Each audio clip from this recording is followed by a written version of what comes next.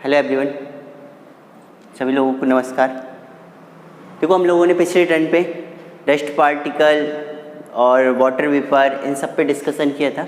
Next में हमने आपको बताया था कि नेक्स्ट टर्न पे हम लोग किस पे डिस्कशन करेंगे, स्ट्रक्चर ऑफ एटमॉस्फेयर, यानी कि एटमॉस्फेयर वायुमंडल की लेयरें। लेयर होती क्या है, तो नेक्स्ट में हम लोग डाल लेते हैं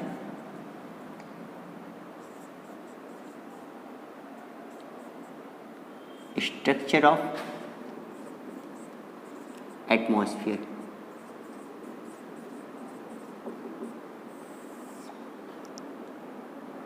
वायुमंडल की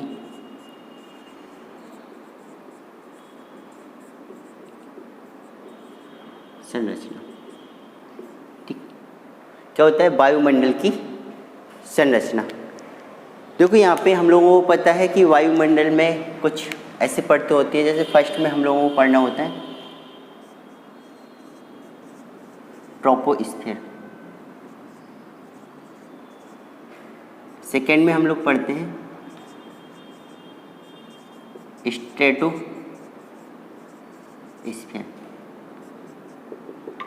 थर्ड में पढ़ेंगे हम मेसोस्फीयर, फोर्थ में पढ़ेंगे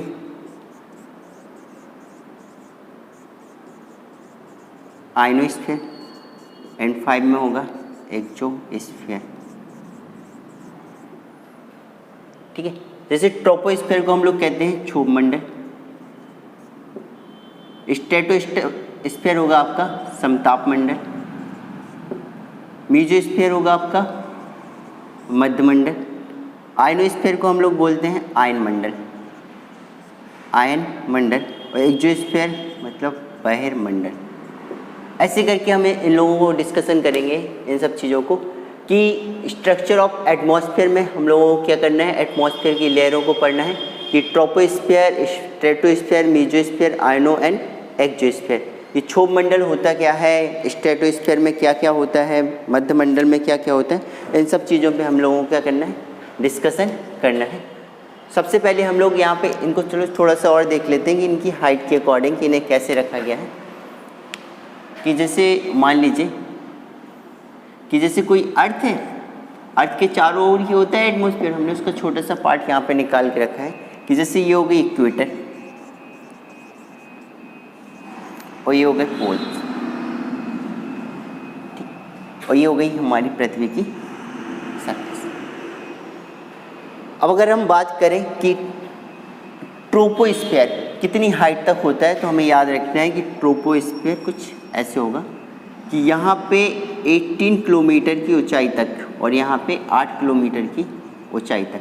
कि पोल्स में जो ट्रोपोस्फीयर की हाइट होती है वो कितनी होती है, 8 किलोमीटर, और जो आपका इक्वेटर में ट्रोपोस्फीयर की हाइट होती है वो कितनी होती है, 18 किलोमीटर। ये क्या होगा, ट्रोपोस्फीयर।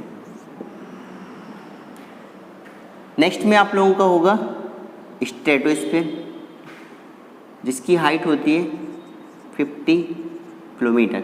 ठीक, ये कहलाएगा आपका स्ट्रेटोस्फीयर। नेक्स्ट में होगा आपका मेसोस्फीयर, जिसकी हाइट होगी कहाँ तक, 64 किलोमीटर तक, सॉरी 64 नहीं, 80 किलोमीटर तक, 80 किलोमीटर तक, जिसे हम बोलेंगे मेसोस्फीयर। ठीक, नेक्स्ट में आप लोगों का होगा आयनोस्फीयर,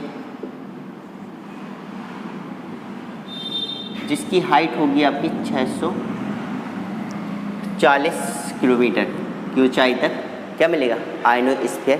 नेक्स्ट इसके बाद आप लोगों का होता है एक्सोस्फीयर, ठीक है, जिसकी लिमिट होती है, मान के चलते हैं 10,000 किलोमीटर तक। कि कितनी ऊंचाई तक होता है, यहाँ लिख 10,000 किलोमीटर की हाइट तक आप लोगों को क्या मिलेगा, एक्सोस्फीयर। क्लियर ना? तो ये आप लोगों की क्या होंगी, लेयरें होंगी कि स्ट्रक्चर ऑफ एटमॉस्फेयर पे हमें इन 5 लेयरों का डिस्कशन करना है। अब थोड़ा सा इन्हें डिटेल से पढ़ते हैं कि फर्स्ट में डाल लीजिए ट्रोपोस्फीयर।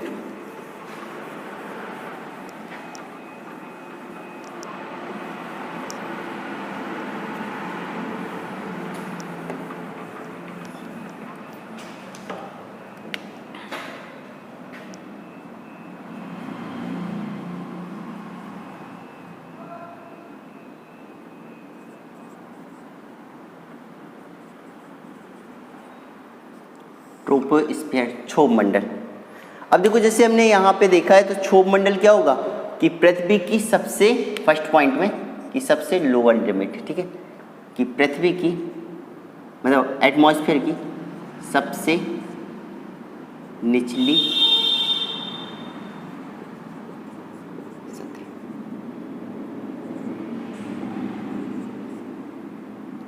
क्लियर ना, सतह होती।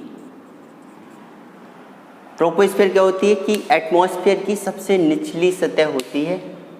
नेक्स्ट सेकेंड पॉइंट में इस पे हाइट पे थोड़ा सा डिस्कशन कर लेते हैं।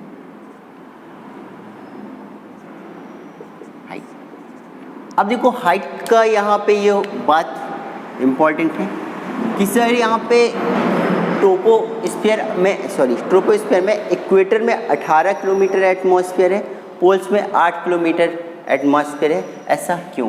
ठीक है, तो इन सब चीज़ों को अगर हम यहाँ पे देखें तो ऐसे समझो, जैसे हमने कहा कि हमें पता है कि इक्वेटर पर, इक्वेटर मतलब आपकी भूमध्य रेखा, इक्वेटर पर टेम्परेचर कैसा होगा? इक्वेटर पर टेम्परेचर कैसा होगा? ज़्यादा। एंड पोल्स में टेम्परेचर कैसा होगा? कम। हमें पता है नहीं कि इक्वेटर पे टेम्परेचर कैसा होता है? ज़्यादा। पोल्स में टेम्परेचर कैसा होता है? कम। कि पोल में टेम्परेचर कैसा होता है? कम। अब कम क्यों होता है? अगर हम यहाँ पे बात करें कि जैसे एटमॉस्फेयर में ढेर सारी एयर है, हमें पता है, और ढेर सारी एयर है, तो अगर इक्वेटर में टेम्परेचर ज़्यादा है तो जब तापमान बढ़ता है तो एयर का वॉल्यूम क्या होता है? बढ़ता है। ठीक है, कि अगर हम यहाँ पे बात करेंगे तो एयर जो होगी वो क्या करेगी? फैलेगी। और अगर एयर एक्सपेंड करेगी तो जो उसका वॉल्यूम होगा, वॉल्यूम मतलब आयतन, आयतन क्या होगा? इंक्रीज करेगा। और अगर आयतन इंक्रीज करेगा तो उसका एरिया भी क्या करेगा? इंक्रीज करेगा। अगर एरिया इंक्रीज करेगा तो उसकी डेंसिटी भी क्या होगी? डेंसिटी क्या हो जाएगी? कम। और जब कम होगी तो वो क्या करेगा? फैलेगा। और फैलेगा तो अधिक एरिया ग्रहण करेगा, और अधिक एरिया ग्रहण करेगा तो इसलिए इक्वेटर पे एटमॉस्फेयर कितना होता है? 18 किलोमीटर की हाइट तक। इसके अपोजिट अगर पोल्स का डिस्कशन करें, पोल्स में टेम्परेचर कैसा है? कम। अब जब पोल्स में टेम्परेचर कम है तो पोल के एटमॉस्फेयर में, पोल के पास जितना भी एटमॉस्फेयर होगा उसमें जितनी भी गैसें होंगी वो क्या करेंगी? श्रिंक करेंगी। श्रिंक मतलब सिकुड़ेंगी। ठीक है, कि अगर वो श्रिंक करेंगी तो उनका जो वॉल्यूम होगा कैसा हो जाएगा? कम। अगर वॉल्यूम क्या होगा? कम होगा तो उसका एरिया भी कैसा होगा? कम। और एरिया कम होगा तो डेंसिटी कैसी होगी? डेंसिटी कैसी हो जाएगी? ज़्यादा। बात क्लियर है ना कि अगर यहाँ पे टेम्परेचर ज़्यादा है तो गैसेस क्या होंगी? फैलेंगी। गैसेस फैलेंगी तो वॉल्यूम ज़्यादा होगा, वॉल्यूम ज़्यादा होगा तो एरिया ज़्यादा होगा, एरिया ज़्यादा होगा तो क्या होगा कि जब एक्सपेंड करेंगे तो डेंसिटी कैसी हो जाएगी? कम।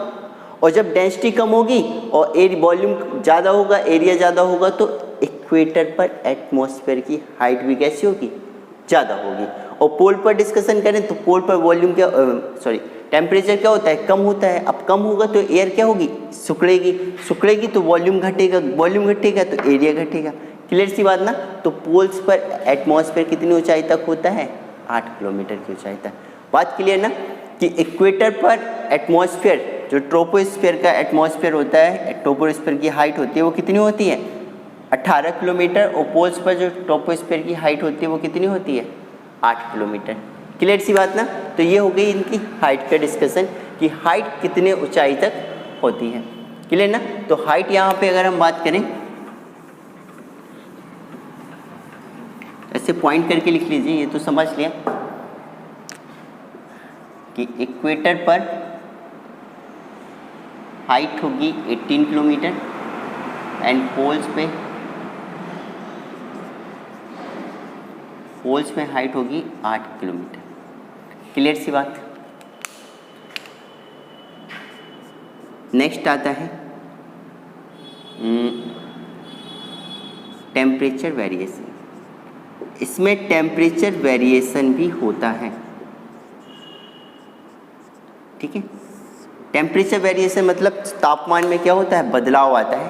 और तापमान में बदलाव आता है, क्लियर ना, कि ट्रोपोस्फीयर में उसका टेम्परेचर क्या करता है, वेरिएशन करता है। जैसे आप लोगों को पता है कि जैसे जैसे ऊंचाई बढ़ती है तो टेम्परेचर क्या होता है, कम होता है। क्लियर सी बात ना, कि टेम्परेचर वेरिएशन करता है। ऐसा क्यों होता है, क्या होता है कि जो पृथ्वी की सतह पर गर्म एयर होती है वो धीरे धीरे ऊपर उठती है। ऊपर किसके कारण उठती है, संवहन के कारण, ठीक है। संवहन के कारण जो एयर होती है वो ऊपर उठती है, इसी के कारण टेम्परेचर वेरिएशन होती है। इसी के कारण जो आपकी मौसमी घटनाएं होती हैं वो इसी टेम्परेचर वेरिएशन के कारण होती हैं। मौसमी घटनाएं, जितनी भी मौसमी घटनाएं होंगी वो सब टेम्परेचर वेरिएशन के कारण ही होती हैं। क्लियर ना, कि यहाँ पे थर्ड पॉइंट में हम लोग पढ़ेंगे टेम्परेचर वेरिएशन। क्लियर ना, कि यहाँ पे ट्रोपोस्फीयर में टेम्परेचर क्या करता है, वेरिएशन करता है। टेम्परेचर वेरिएशन क्यों करता है, संवहन के कारण, संवहन के कारण।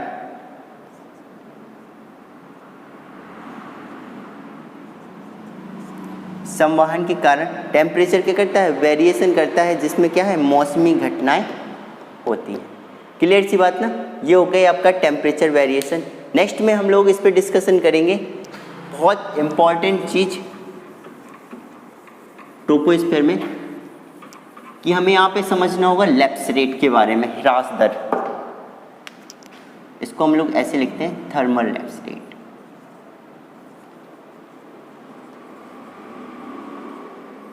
इसे हिंदी में कहते हैं ऊष्मी ह्रास दर, ऊष्मी ह्रास। क्लियर ना, थर्मल लैप्स रेट, ऊष्मी ह्रास दर। अब ये होती क्या है, तो हमें देखो पता है कि जैसे जैसे जैसे जैसे हाइट बढ़ती है वैसे वैसे टेम्परेचर भी क्या करता है, बढ़ता है। तो अगर हम इसकी डेफिनेशन की बात करेंगे तो इसको ऐसे लिख लो, change in temperature according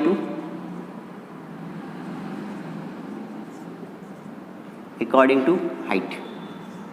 clear ना, कि ऊंचाई के अनुसार उसके टेम्परेचर में होने वाला बदलाव तापीय ह्रास दर या ऊष्मी ह्रास दर कहलाता है, जिसे हम थर्मल लैप्स रेट कहते हैं। क्लियर ना, कि change in temperature according to height, कि ऊंचाई के अनुसार टेम्परेचर में होने वाले परिवर्तन को ही हम क्या कहेंगे, ऊष्मी ह्रास दर या थर्मल लैप्स रेट कहते हैं। क्लियर ना, अब इसको भी समझ लेते हैं कि थर्मल लैप्स रेट कितने प्रकार की होती हैं।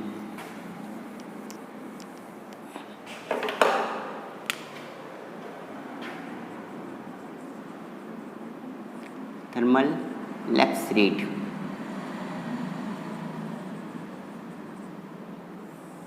अगर हम इसको देखें तो ये इसके दो पार्ट्स होते हैं। क्लियर है, दो पार्टों में इन्हें डिवाइड किया जाता है। एक को कहते हैं हम पॉजिटिव लैप्स रेट,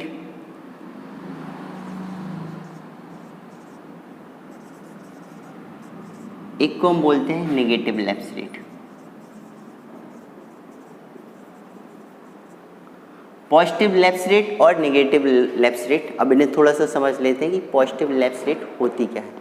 सीधी सी बात समझो कि अगर हाइट क्या करती है, इंक्रीज करती है, मतलब ऊंचाई बढ़ती है, और ऊंचाई बढ़ने के साथ अगर टेम्परेचर क्या होता है, कम होता है। क्लियर ना, कि ऊंचाई जैसे जैसे बढ़ी टेम्परेचर वैसे वैसे क्या हुआ, कम हुआ, मतलब हाइट बढ़ी ये टेम्परेचर क्या हुआ, कम हुआ। इसी को हम कहेंगे पॉजिटिव लैप्स रेट। इसे हम नॉर्मल लैप्स रेट के नाम से भी जानते हैं, नॉर्मल लैप्स रेट,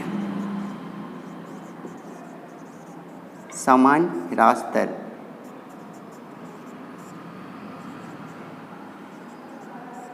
सामान्य ह्रास दर।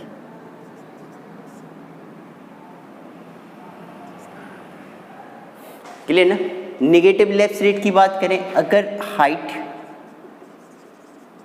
क्या है, बढ़ती है, और अगर इसके साथ टेम्परेचर भी क्या है, टेम्परेचर भी क्या है, बढ़ता है। हाइट बढ़ी तो टेम्परेचर भी बढ़ा, और हाइट बढ़ी और टेम्परेचर बढ़ा, तो इसे हम बोलते हैं inverse lapse rate. Inverse lapse rate, जैसे हम बोलेंगे ब्लूमता या ब्लूम ह्रास दर। ठीक, अगर देखो इसे फिगर से समझना है तो कुछ ऐसे समझो, मान लो ये हमारी अर्थ है, ठीक है, मतलब सरफेस है। अब देखो हमें पता है कि जो गर्म एयर होंगी वो कहाँ होंगी, नीचे, मान लो ऐसे करके, ये क्या है, गर्म, ठीक है। ये कैसी होगी, वार्म एयर। यहाँ पे क्या होंगी, कोल्ड एयर होगी, ठीक, ये कोल्ड। अगर यहाँ पे देखें तो ये हो गई कोल्ड एयर और ये हो गई वार्म एयर, मतलब गर्म हवाएं और ठंडी हवाएं।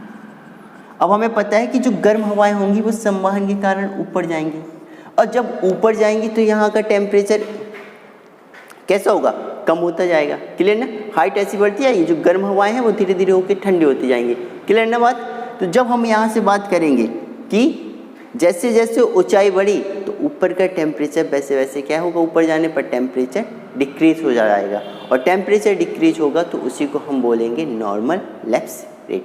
ठीक है, यहाँ पे क्या होता है कि जैसे ये हो गई सरफेस, अब यहाँ पे जो ये जो कोल्ड एयर है वो नीचे होंगी, ठीक, कोल्ड एयर कहाँ पे होंगी, नीचे होंगी, ये कोल्ड एयर, और जो वार्म एयर है वो कहाँ पे होंगी, ऊपर, ठीक है, कि वार्म एयर कहाँ पे होंगी, ऊपर, और जब वार्म एयर ऊपर होंगी तो ये कहलाएगा आपका इन्वर्स लैप्स रेट। क्लियर सी बात ना, कि अगर थर्मल लैप्स रेट को समझना है तो इसमें टू पार्ट्स होते हैं, एक तो पॉजिटिव लैप्स रेट होती है जिसे हम कहते हैं धनात्मक ह्रास दर, और नेगेटिव लैप्स रेट जिसे हम बोलेंगे ऋणात्मक ह्रास दर। तो धनात्मक ह्रास दर में आप लोगों को देखना है कि जैसे जैसे हाइट बढ़ती है टेम्परेचर वैसे वैसे क्या होता है, डिक्रीज होता है। नेगेटिव लैप्स रेट में क्या होता है, जैसे जैसे हाइट बढ़ती है टेम्परेचर भी बढ़ता है। हम पॉजिटिव लैप्स रेट को नॉर्मल लैप्स रेट भी या समान ह्रास दर भी कहते हैं, और नेगेटिव लैप्स रेट को हम इन्वर्स लैप्स रेट या ब्लूम ह्रास दर भी कहते हैं। क्लियर ना, ये आपकी थर्मल लैप्स रेट है, ये इंपॉर्टेंट है नॉर्मल लैप्स रेट। तो नॉर्मल लैप्स रेट को थोड़ा सा और समझते हैं।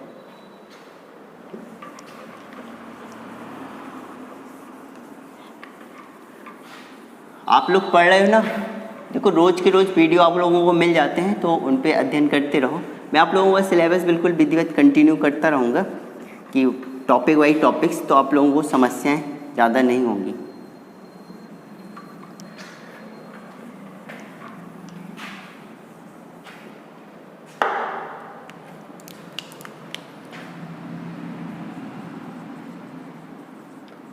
नॉर्मल लैप्स रेट, सामान्य ह्रास दर। अब देखो जैसे हमें पता है सामान्य ह्रास दर में कि 165 मीटर अगर हम हाइट को इंक्रीज करते हैं,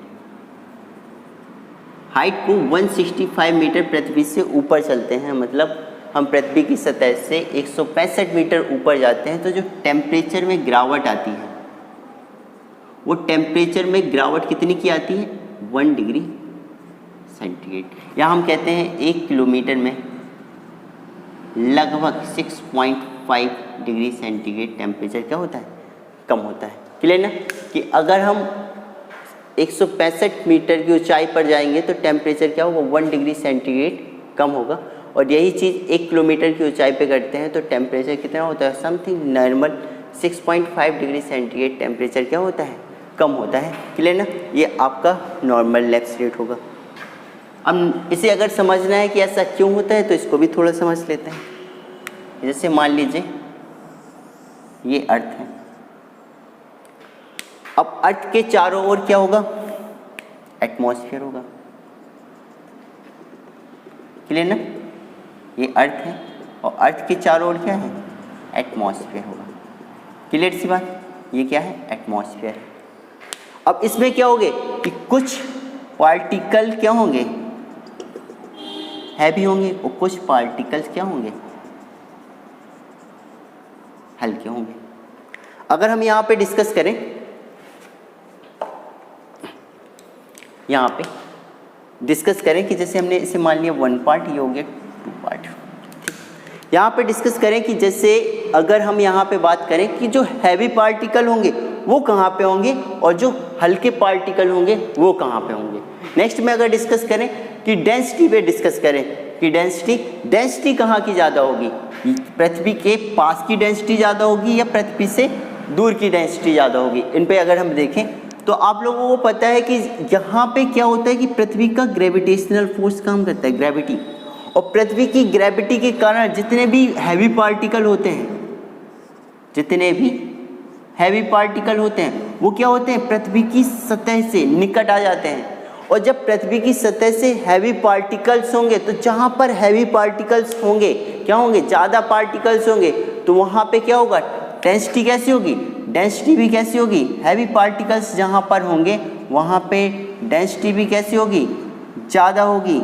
और डेंसिटी ज़्यादा होगी तो वहाँ का टेम्परेचर भी कैसा होगा, ज़्यादा होगा।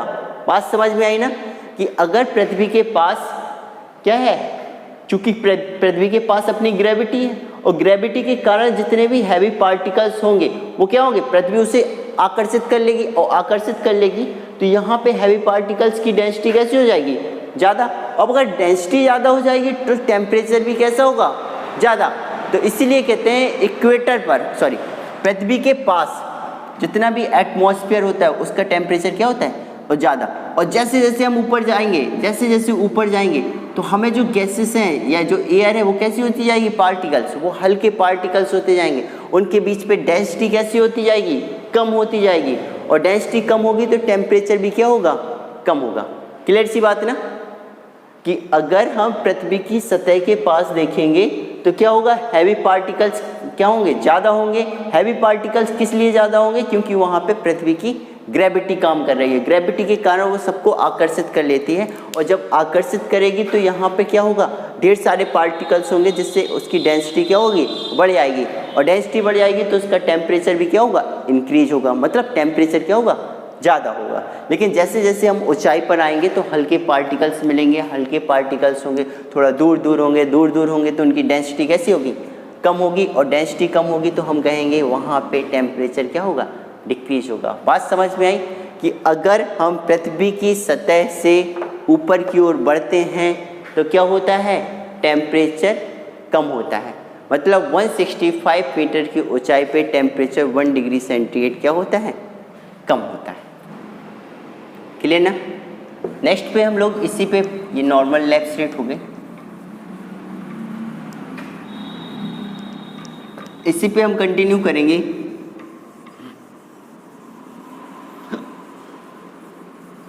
आपका हीट ट्रांसफर या एनर्जी ट्रांसफर। अब इसे भी समझ लो।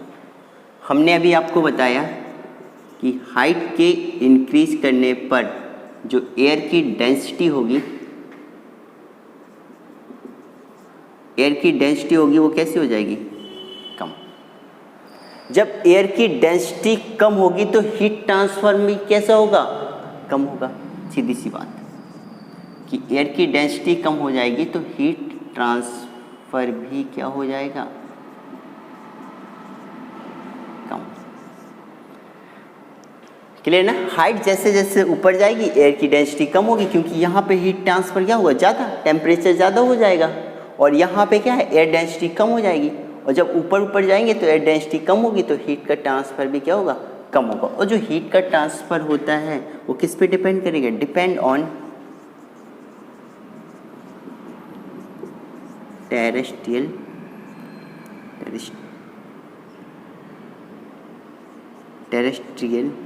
रेडिएशन। ये आपको मैं पढ़ा चुका हूँ कि टेरेस्ट्रियल रेडिएशन होता क्या है। तो टेरेस्ट्रियल रेडिएशन के कारण ही हीट का ट्रांसफ़र होता है। क्लियर ना। अब हीट का ट्रांसफ़र होता है। नेक्स्ट में बात आती है, एक क्वेश्चन बनता है यहाँ पे कि ऐसे पूछा जाए कभी कि सर क्लाउड का फॉर्मेशन कहाँ पर होता है। क्लियर ना। ये क्लाउड का फॉर्मेशन कहाँ पर होता है, जो मैं आपको पढ़ा चुका हूँ कि क्लाउड कैसे बनते हैं। तो अगर क्वेश्चन बनता है कि क्लाउड का फॉर्मेशन कहाँ पर होता है, तो आप लोगों को याद रखना है कि जितने भी जो भी क्लाउड्स वगैरह मौसमी घंटाएँ होती हैं वो सब कहाँ पे होंगी, ट्रोपोस्फीयर पे। ठीक है, तो इससे भी समझ लेते हैं कि आखिर क्लाउड का फॉर्मेशन ट्रोपोस्फीयर में ही क्यों होता है, इसके ऊपर स्ट्रेटोस्फीयर में क्यों नहीं होता। तो देखो आप लोगों को बताया था कि यहाँ पे जैसे मान लो कोई सरफेस है और यहाँ पे क्या है, ये पानी भरा हुआ है। बताया ना कि यहाँ पे क्या है, कि पानी भरा हुआ है। ये आपका सूर्य है जिससे रेडिएशन ऐसे आ रहे थे, और हमने कहा था कि जैसे रेडिएशन यहाँ पे आएंगे तो इसका टेम्परेचर क्या होगा, ज़्यादा होगा, और इसका टेम्परेचर ज़्यादा होगा तो वेपोराइजेशन के कारण जो वाटर वेपर होगी वो कहाँ पे, कंडेंस यहाँ पे इकट्ठी हो जाएगी। क्लियर, और यहाँ पे इकट्ठी हो जाएगी तो हमने आपको बताया था कि जो एयर के पार्टिकल्स, जो गर्म हवाएं होती हैं या एयर पार्टिकल्स होते हैं, वो संवहन के कारण कहाँ, ऊपर, डस्ट पार्टिकल संवहन के कारण ऊपर की ओर उठते हैं, और संवहन के कारण ऊपर की ओर ये गर्म हवाएं उठती हैं तो यहाँ पे संघनन के कारण कंडेंस होके बादल का फॉर्मेशन करती हैं, मतलब क्लाउड का फॉर्मेशन करती हैं। इतनी बात हमने जानी थी। क्लियर सी बात है। देखो कंडेंसेशन की बात करें, जैसे आप आइस को देख लेंगे, आइस अगर देखें तो आइस को अगर हम क्या है, आइस का टेम्परेचर क्या है, जैसे बर्फ है, सीधी सी बात है, बर्फ का टेम्परेचर अगर हम बढ़ाएंगे तो क्या बनेगा, वाटर, और वाटर का टेम्परेचर और बढ़ाएंगे तो क्या मिलेगी हमें, वेपर, मतलब जलवाष्प। क्लियर ना। नेक्स्ट में अगर हम इसको अपोजिट करें कि इसका टेम्परेचर कम करें तो वाटर का टेम्परेचर क्या करें, तो क्या मिलेगी, आइस। क्लियर ना, कि जब हम यहाँ से यहाँ जाएंगे तो हमें क्या करना होगा, टेम्परेचर अधिक होगा। क्या होगा कि टेम्परेचर अधिक होगा जैसे जैसे। अब चूंकि क्या है कि जो वाटर वेपर ऊपर की ओर जा रही है, तो जब ऊपर की ओर जाएगी तो हमने पढ़ा है कि हाइट बढ़ने पर टेम्परेचर क्या करता है, हाइट बढ़ने पर टेम्परेचर कम होता है, और जैसे जैसे टेम्परेचर कम होगा तो जो वाटर वेपर होगी वो डस्ट पार्टिकल के साथ कंडेंस होकर क्लाउड का फॉर्मेशन करेगी, और क्लाउड का फॉर्मेशन ये तब तक कंडेंस होती रहेगी जब तक कि बादल में जितने भी पार्टिकल्स उसके पर्याप्त मात्रा के लिए नहीं हो जाते वर्षा होने के लिए, तब तक वो इसे क्या करेगी, कंडेंस करेगी। और जैसे कंडेंसेशन के माध्यम से पूरा बादल का फॉर्मेशन हो जाएगा तो बस आपका रेनफॉल होना शुरू हो जाती है। क्लियर ना। अब अगर हम बात करें कि क्लाउड का फॉर्मेशन ऊपर क्यों नहीं होगा, तो जैसे हमें पता है, बात कर लेते हैं स्ट्रेटोस्फीयर की थोड़ा सा यहीं पे। अब देखो हमें पता है स्ट्रेटोस्फीयर में आपकी ओजोन लेयर होती है। कौन सी लेयर, ओजोन लेयर पाई जाती है। अगर हम कहें स्ट्रेटोस्फीयर में ओजोन लेयर होती है तो क्या करती है, ओजोन लेयर का काम क्या होता है कि सूर्य की अल्ट्रावायलेट रेज होती है उसको क्या करती है, एब्जॉर्ब करती है। एब्जॉर्ब करेगी तो जब सूर्य की अल्ट्रावायलेट रेज को एब्जॉर्ब करेगी तो स्ट्रेटोस्फीयर का टेम्परेचर क्या करेगा, इंक्रीज कर जाएगा। और जब स्ट्रेटोस्फीयर का टेम्परेचर इंक्रीज कर जाएगा तो जो कंडेंसेशन की प्रोसेस थी वो हो पाएगी, कभी नहीं हो पाएगी। सीधी सी बात है कि हमें बादल के फॉर्मेशन के लिए किसकी आवश्यकता है, कंडेंसेशन की आवश्यकता है, क्योंकि अगर कंडेंसेशन नहीं होगा तो क्लाउड का फॉर्मेशन कैसे होगा।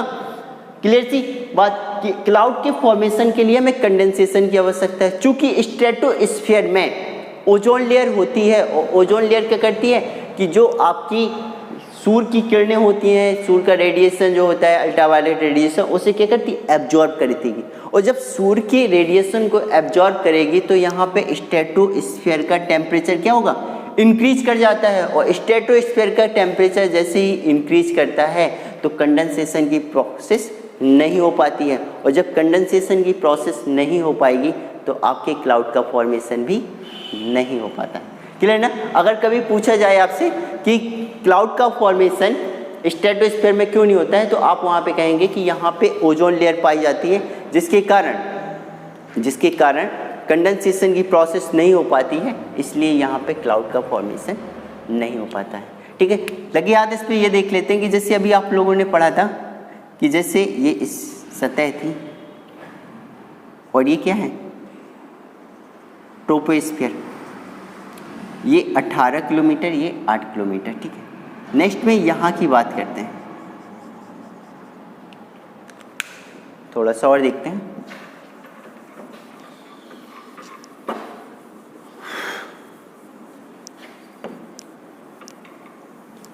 एक क्वेश्चन बनता है कि ट्रोपोस्फीयर की सबसे अपर लेयर को क्या कहते हैं। अपर लेयर मतलब जहाँ पे ट्रोपोस्फीयर खत्म होता है, जहाँ पे आपका संघनन की प्रोसेस खत्म होती है, उस लेयर को क्या कहते हैं। क्लियर ना, उस भाग को। तो आप लोग याद रखेंगे कि संघनन की प्रोसेस जहाँ पे खत्म होती है उसे कहते हैं ट्रोपोपोज। क्या कहते हैं, ट्रोपोपोज, ठीक है। ट्रोपोपोज जो होती है वो क्या होती है, जहाँ पे संघनन, क्षोभ मंडल में जहाँ पे संघनन की सीमा खत्म हो जाती है उसी को हम क्या कहेंगे, ट्रोपोपोज कहेंगे, ठीक है। या हम इसे कहते हैं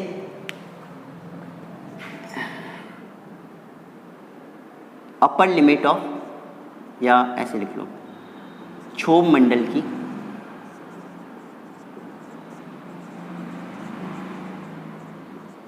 सबसे ऊपरी सीमा क्या होती है, क्षोभ मंडल की सबसे ऊपरी सीमा को ही हम क्या कहते हैं, ट्रोपोपोज कहते हैं। क्लियर सी बात ना, कि क्षोभ मंडल की सबसे ऊपरी सीमा को ही ट्रोपोपोज कहते हैं, अपर लिमिट ऑफ ट्रोपोस्फीयर। बात क्लियर ना, ये आपका ट्रोपोपोज होता है कि अपर लिमिट ऑफ ट्रोपोस्फीयर। बात क्लियर ना, ये आपका टोटल आपका ट्रोपोस्फीयर यहाँ पे फिनिश होता है। देखो किसी को अगर डाउट होता है तो वो कमेंट बॉक्स में कमेंट डाल के मुझे, मैं नेक्स्ट टॉपिक पे जैसे ही आपका स्ट्रेटोस्फीयर कंटिन्यू करूँगा तो उससे पहले मैं आपको थोड़ा सा बता पाऊँगा। क्लियर ना, आज के लिए फिर इतना ही, इसको रिवाइज कर लेना, ठीक है। धन्यवाद।